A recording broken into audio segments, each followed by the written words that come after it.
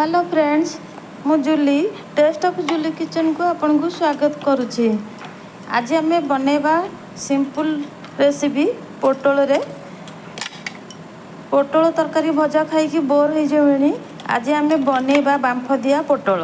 आगे पोटल को आम एमती चाषीदे लुण हलदी गोलैदेबा, गोलै देकी मैरिनेट करदबा।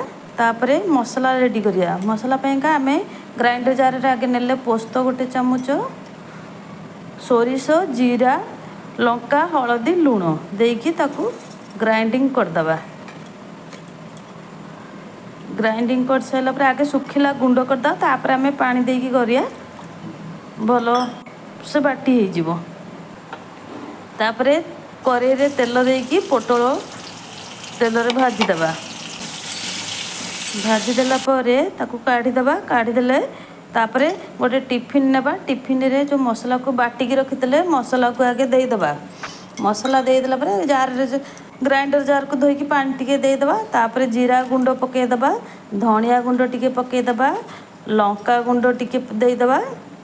दे देले तापरे अल्प लुण टिके पकेबा, काना आगुरु आमे लुण देइथिले अल्प टिके लुण पकेकी ताकू गोलै देबा। तापरे भाजी थिया पोटल को दे देबा।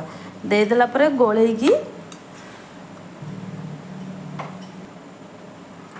कंचा सोरिष तेल टिके दे देबे।